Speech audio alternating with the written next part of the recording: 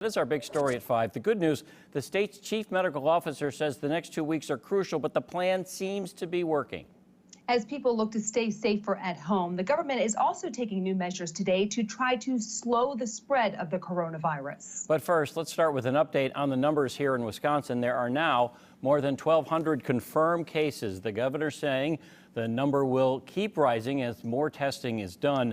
There have also been 23 deaths in the state of Wisconsin related to COVID-19. Governor Tony Evers announcing today an increase in COVID-19 testing for the state. It stresses the need for personal protective equipment in Wisconsin. Angelica Sanchez has a recap of the governor's remarks.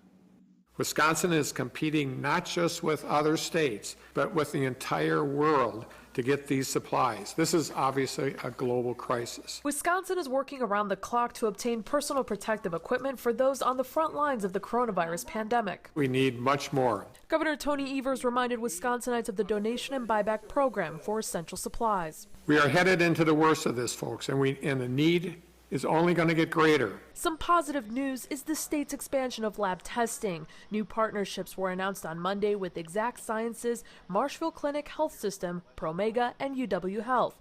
Up until now, the Wisconsin State Lab of Hygiene and the Milwaukee Public Health Lab were taking on the majority of tests. These companies are pulling together and stepping up to provide operational and resource support to one another to bolster our state's testing capacity. But on the job loss front, the governor says the Department of Workforce Development is hiring 80 additional people to meet the demands of the public. Last week, more than 115,000 applications for unemployment benefits were filed. The insurance division alone averaged 400,000 calls in a 4-hour window.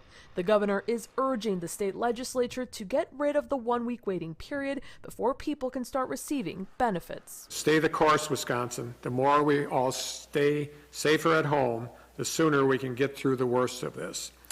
We're saving lives by being safer at home. State health officials are pursuing every lead for personal protective equipment. What they have obtained has already been distributed to local communities. Governor Tony Evers today saying that the need is still much greater. Reporting in Milwaukee County, Angelica Sanchez, Fox 6 News.